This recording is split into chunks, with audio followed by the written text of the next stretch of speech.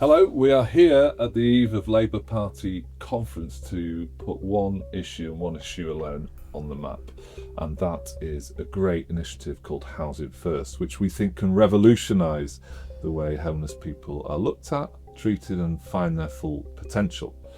I am joined by the two past masters in this subject who've been leading the chase on this for a while, and we're going to discuss it a bit more. I have Josh Nicholson here, who's wearing an incredible suit for the occasion, who wrote this game-changing report, No Place Like Home, and also Matthew Torbett, a leading light of the Labour movement and a driver of change in all things good. It's great to have you also as a senior fellow of the CSJ.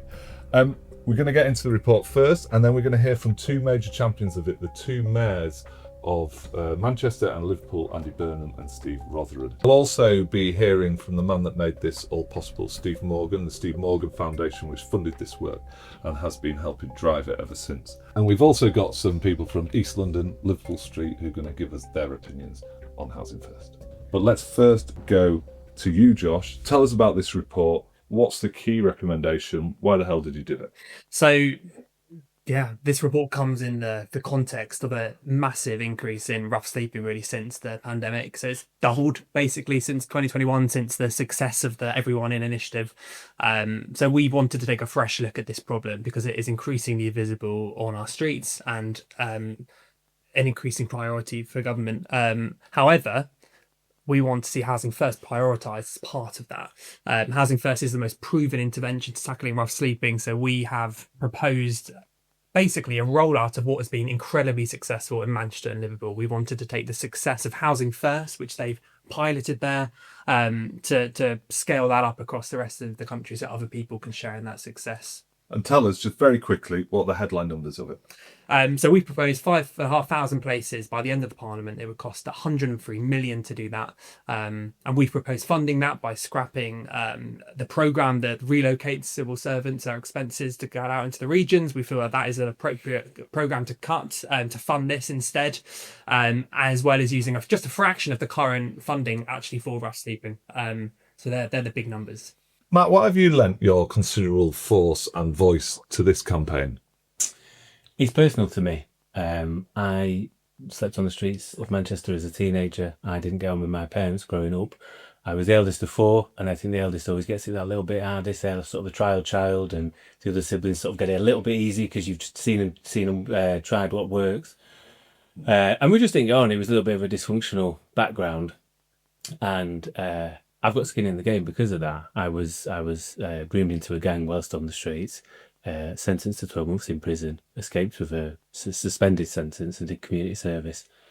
And if it wasn't for the opportunity and the shelter that I got from my best friend's mum and dad, I'd have probably gone out and reoffended. You have these invisible barriers in the way when you try and move on with your life. And that's why, you see with a lot of rough sleepers, a lot of complex needs going on. No one, there's sometimes an assumption that you must have done something to belong there. And it's very rarely the case. So I think the model of Housing First and the idea of having the safety and the opportunity to move on and move forward with your life is the things that we don't currently do at the moment, and that's what's key. I think if you've got all sorts of complex needs, you might be a veteran coming out of the army with PTSD, some serious mental health issues. You might have a drug issue or a substance abuse or drink or whatever else.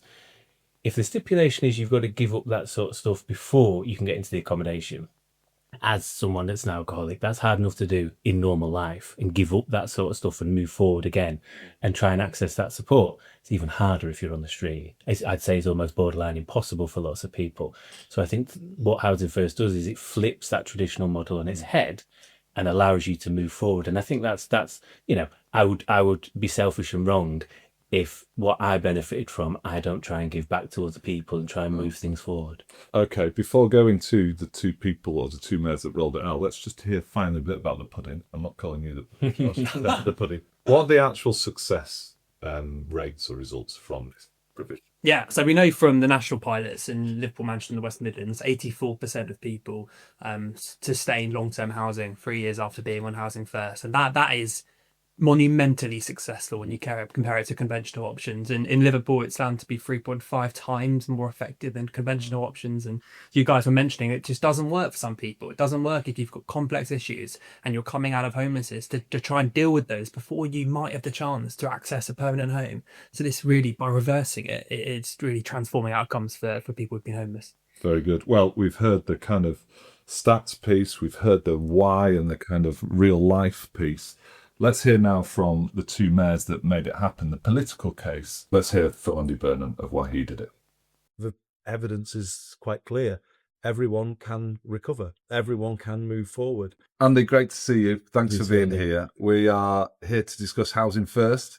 You were one of the originals that piloted this programme across Manchester to great results, amazing results, actually.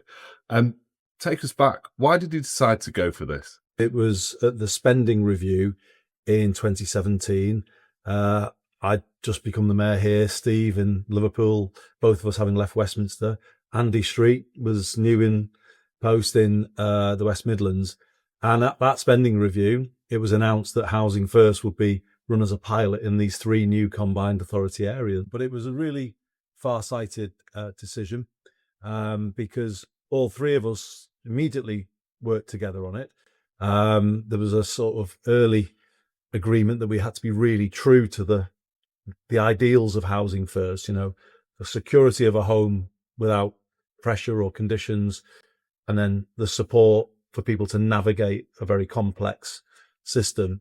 And all of us built it in that way. And I think the results came from there. Each of you have run a slightly different model in your areas. Yeah. Would you say that's one of the strengths of it? You could actually design it according to what you felt was right for your place? 100%. I think it's a great example of how devolution can work in practice, where you've got a shared set of ideals in terms of what you're trying to do, but then you make it right for here and you root it in the place that we're in.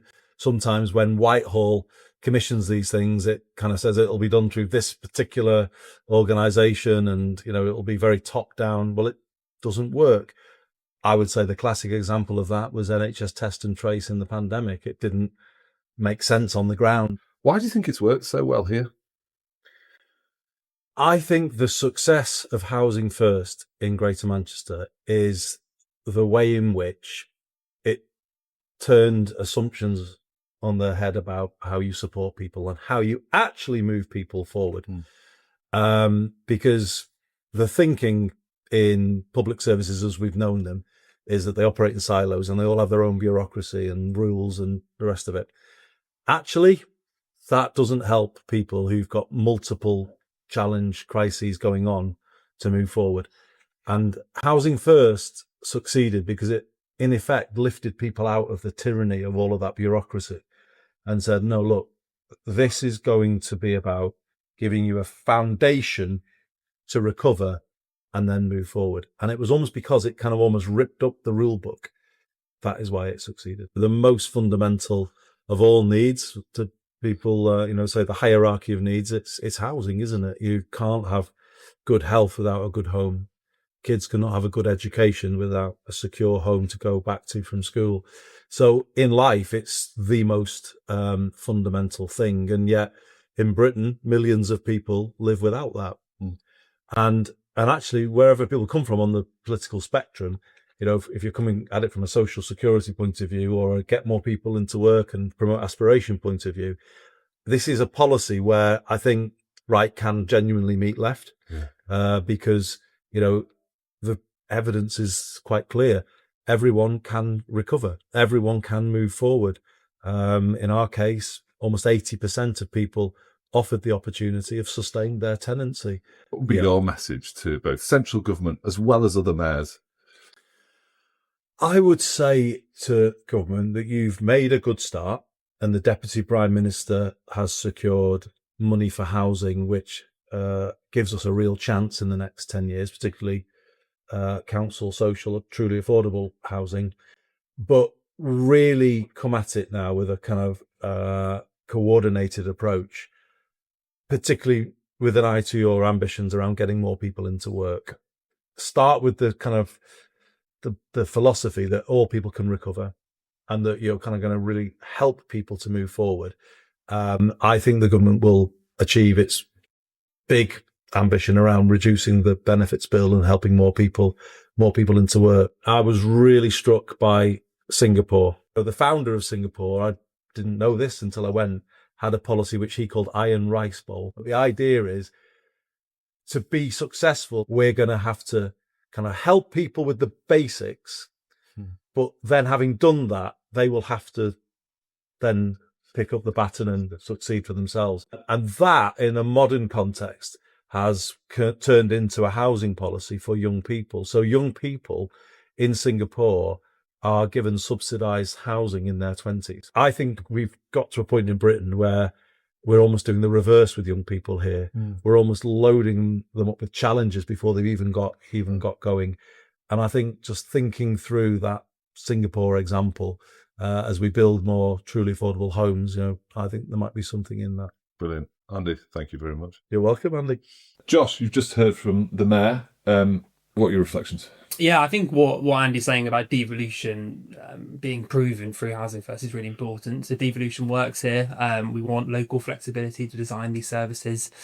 We've made that very clear in the report, and we're trying to tread a line here, right? We're trying to say that this works. Housing First is good and it should be rolled out nationally, but we want to make sure local areas can design services that kind of fit their specific needs and the issues that are coming up there. So we've kind of built that very much into the design of the policy. We want it funded by central government, but with total freedom for combined authorities to set up their own services, modelled on what's worked, to reflecting their local needs. Okay, and so of the three that were piloted, did they all look very different? Yeah, they all look very different. So in Manchester, you had it kind of commissioned out through different partners. In Liverpool, as we'll hear in a minute from Steve Rotheram, it was kind of delivered in-house. West Midlands, it was done at a local authority level. And there's no kind of right answer here. Housing First is good, it works, the principles work, but letting local areas kind of design the services that reflect their need locally is really important. Matt, what are your reflections on what you said? I think having the same concept is the right thing, and having those principles of Housing First is right. But it's not, naive to think that each area will have their own separate issues with regards to what people might need help with. I know when I was a rough sleeper, Manchester at that point was the spice capital of the UK and therefore had issues with synthetic drugs and how you may go about that for people that are rough sleeping. If you were somewhere North Yorkshire like Catterick or somewhere like Plymouth and you're leaving a barracks and you've had issues and therefore there might be a PTSD, there might be drink, there might be other stuff.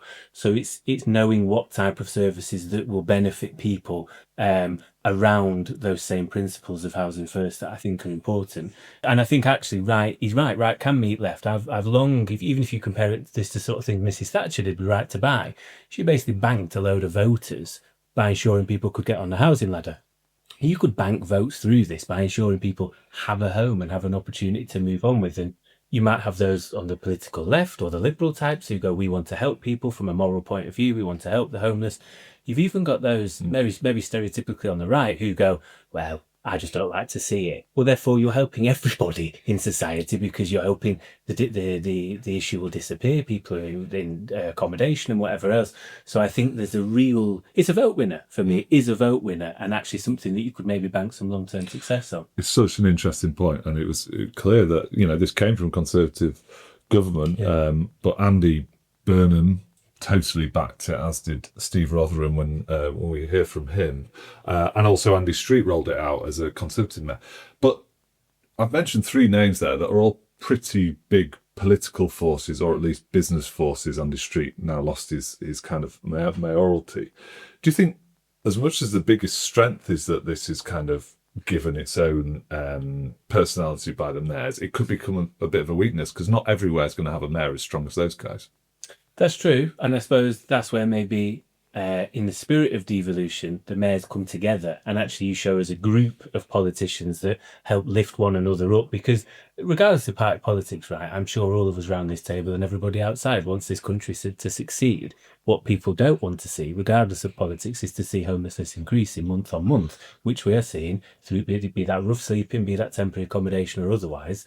Therefore, if there is an opportunity to change this, also is fiscally responsible, the fact that for every pound you put into this, you make two back, you actually have to beg the question of, regardless of your popularity as a mayor, Why would you not do it, either as a government or as a devolved authority? Such a good point, Josh. Also, it seems to me that it lends itself a bit, not just, I mean, I know you're asking for central government investment that essentially goes out to the regions. It lends itself to a half-decent model for local philanthropy as well, particularly via devolution. You say a bit more about that and the potential locally as well as what we're offering. Yeah, definitely. We've seen partnerships in Liverpool between Steve Morgan Foundation, who have partnered with us in this already, kind of working together to run out particular policy initiatives. And this can be done for Housing First. I mean, there's huge support, as Matt was saying, for getting this problem, tackling this problem. People of all political persuasions want to see homelessness tackled. So when we talk about philanthropists and government working together, it's a really important type of model that we should be definitely exploring more. And we've modelled actually what this would look like in each different mayoral combined area. And as these sort of get rolled out more and others get more established, these are exactly the partnerships that they should be looking to be doing. Because as Matt was saying, why would you not do this? It's a huge vote winner. It saves money in the long term. It improves services. And it ends homelessness.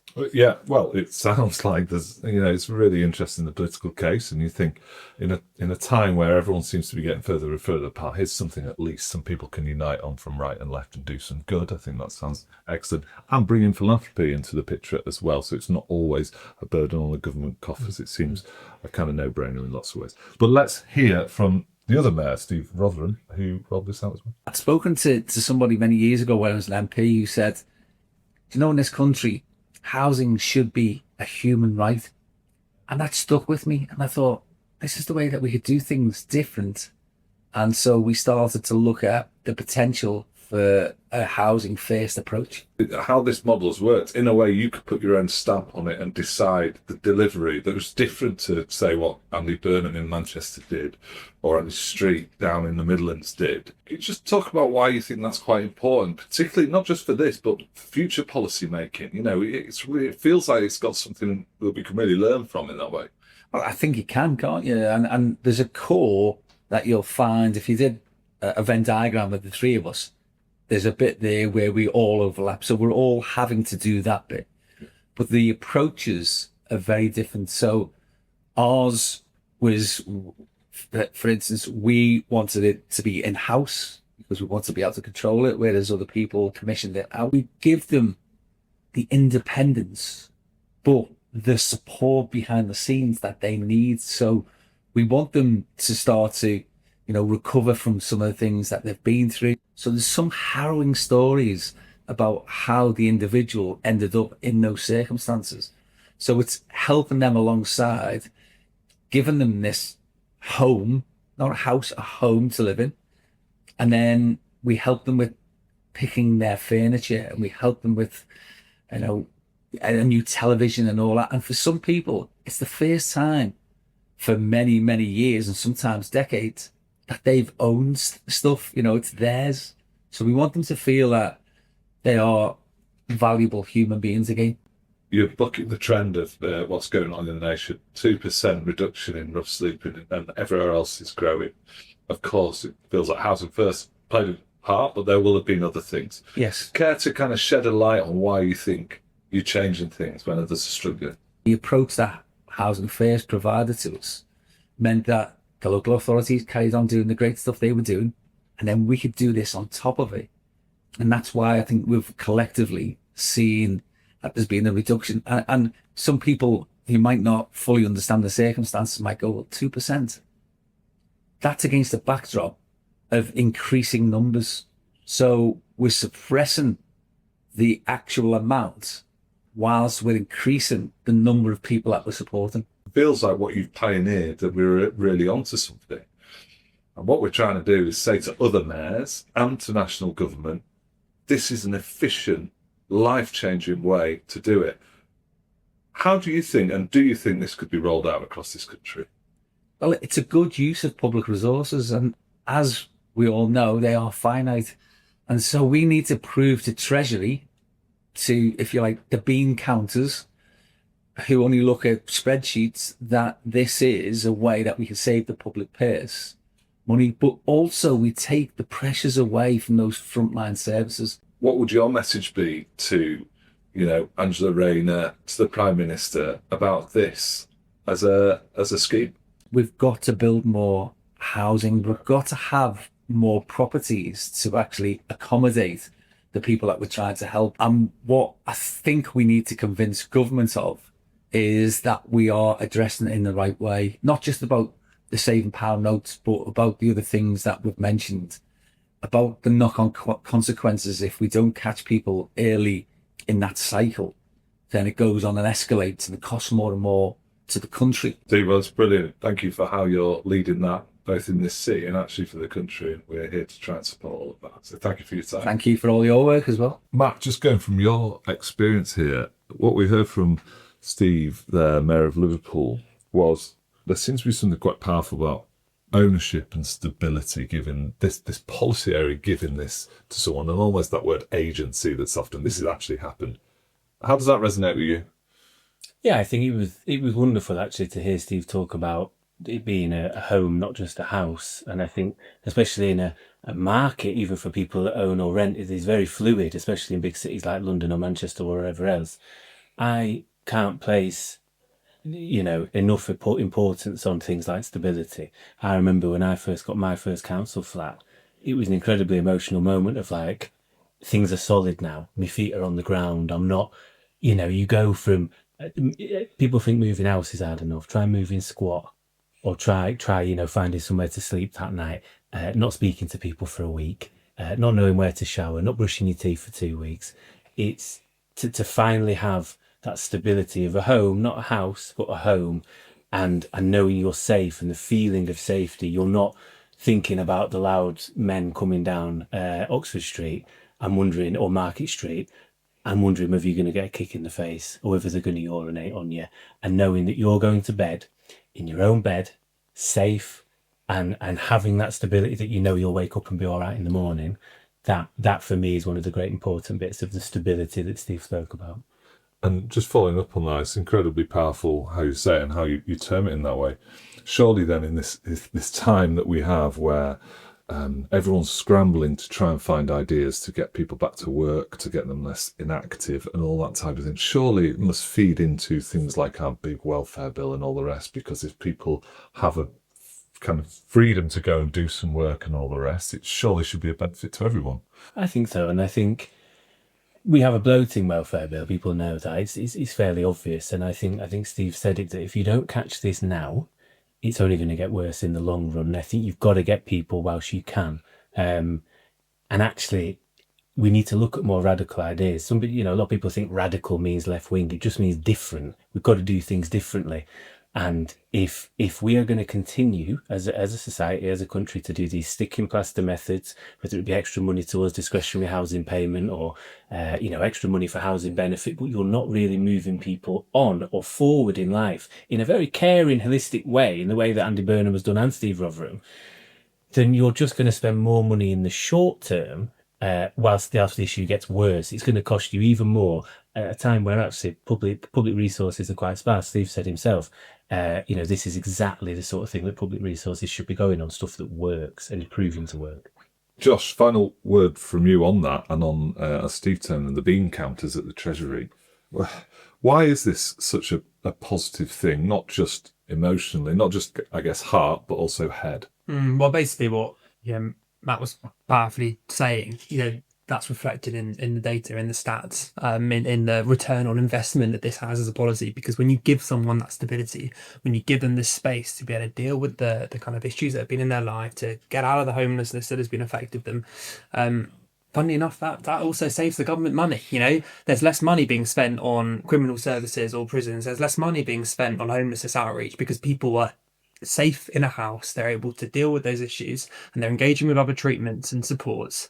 And we know it's got a 2-to-1 return on investment. It immediately pays back the initial investment after 12 months. That's what the pilot's evaluation is saying. So, and that's much more that can be said for the current approach, which actually isn't helping people. We didn't want to just hear from the politicians or the policymakers. We want to hear from the real people out on the street. So the boys took the cameras round and the microphones to hear what the people thought of Housing First. What do you think about the current state of rough sleeping in London? It's terrible. It's pretty bad. I mean, it's definitely gotten worse over the last, since COVID for sure. You walk down Liverpool Street, You can see for yourself how it is, you know. Most of the corners that I walk on in the main streets of London tend to have loads of homeless people, and even just down the street down here, there's quite a few that we see on a daily basis. I've lived in London for 5 years, and every year homelessness has gone up, at least around this area. You see a lot of people on the street, they're homeless. It's a bit sad. Generally, yeah, it's getting worse and worse. Okay, well, hopefully I've got some good news. I want to tell you about a report the Centre for Social Justice have written called No Place Like Home. I think it's hard enough to give up an addiction or get the mental health support, even harder if you're already on the street. What Housing First does is it flips the model on its head and goes, no, the most important thing is the accommodation. Yeah. We'll give you the accommodation and then give you the wraparound care as well, so that you can move on in your life. If you put in £150 million that the government has got, we know they've got, it was in the last budget, they're totally able to do it, you get £300 million back and you could double the amount of Housing First places across the country. Does that sound like a good idea? It does, yeah. Sounds perfect, but I think the challenge comes to practice. But if you're saying you've already run pilots and they're working, then I mean, it's easy to scale that from there. It's definitely something that London will benefit from, and it's very important for the homeless people. I would say focus on that. Yeah, I mean, definitely worth implementing. If we've tried the other methods and they haven't worked so far, then yeah, we should be trying something like this. Listen to the public. Do it, as you said. It's a good idea. I think he should do it. It makes sense, just do it. Well, there we have it. Steve Reed, it's down to you now. The people of Shoreditch and Liverpool Street have spoken. They won't be the last. Housing First, make it happen. There you have it. Public have spoken. Who better to also hear from than one of the biggest house builders in the country. In fact, he has housed as many people that live in Nottingham through his work at Red Row Homes. Steve backed this project and he's pushing it forward, and it's great to hear what he has to say on it. Steve, it's so good to be with you here today. We're here to discuss the No Place Like Home report that the Steve Morgan Foundation enabled to happen. All about homelessness in the UK and all about rolling out an answer to it in Housing First. You house more people than the city of Nottingham. What does a stable home mean for you?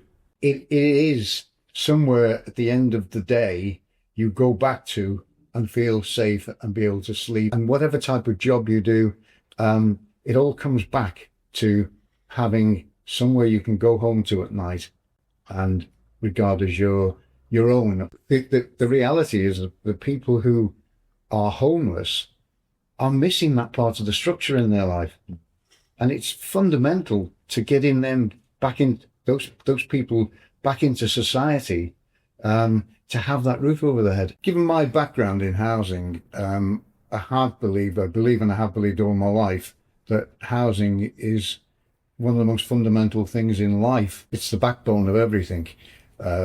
Family structure, employment, it's the backbone of society. Government last year spent £1.4 billion on homelessness, yet the numbers keep rising. Knowing the kind of housing market like you do better than anyone in this country, what do you think has kind of gone wrong there, and why do you think it's in such a state? Well, we've got to start from the fact that there are not enough homes in the country. Successive governments have not built enough homes. Planning policies got to the point where it's just not fit for purpose.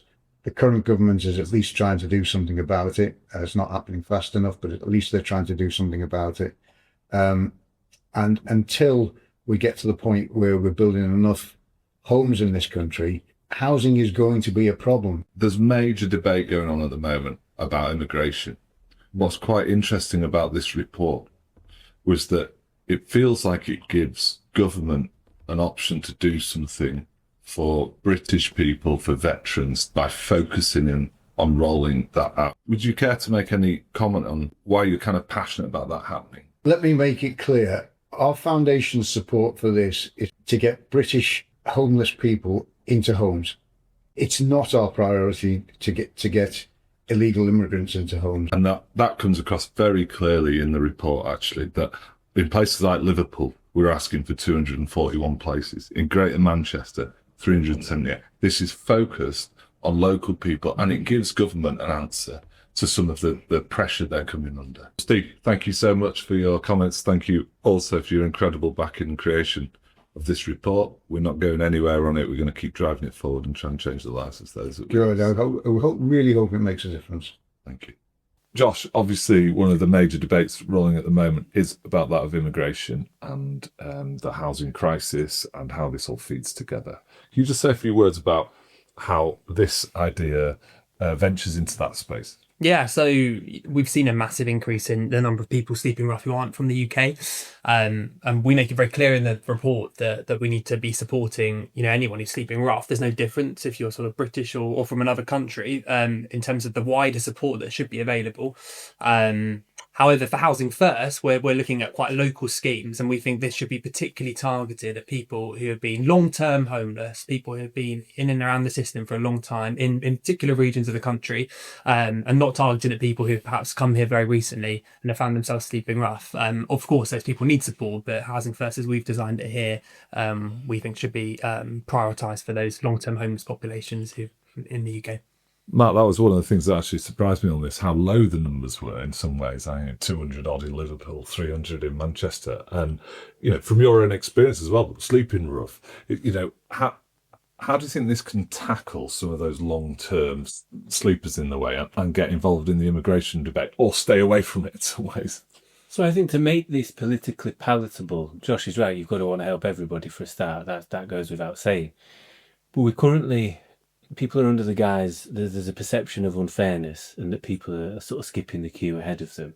And I think, therefore, if you're potentially born in this country, you may have contributed financially or otherwise more than somebody else who isn't from this country, and therefore should you be seen as that priority. I think in an ideal world, you'd want to build 50,000 houses and make sure everybody's covered in this.